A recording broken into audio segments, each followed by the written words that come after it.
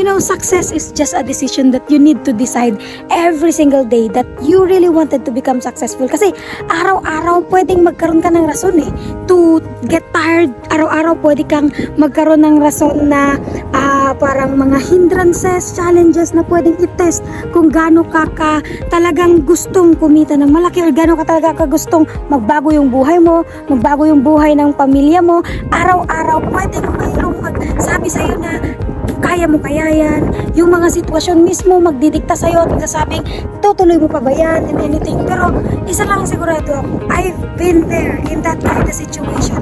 In every single day na nararanasan ko na tinitest ako kung talagang itutuloy ko pa ba, kung talagang gagawin ko pa ba talaga yung best ko, I still end up choosing to become successful. I still end up deciding that no matter what happened, itutuloy ko to. Sabi nga ni mentor Carlo Benaventura, di ba? Simple lang, para maging successful, tuloy-tuloy ka lang. Hindi ko mararanasan yung ganitong future kung hindi ko pinanindigan araw-araw ang desisyon ko na ilaban ng pangarap ko at ilaban ng pangarap ng bawat taong naniniwala at nagtitiwala sa akin. Araw-araw yun.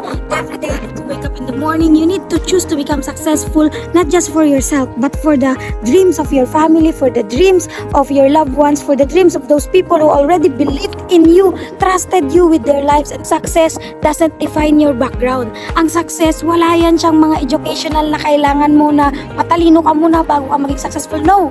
Dito, magiging successful ka kapag malakas ang loob mo at willing kang panindigan yon at mataas yung pangarap mo at never give up attitude ka. So, dapat tuloy-tuloy ka lang para yung buhay namin maging buhay mo rin. Yay!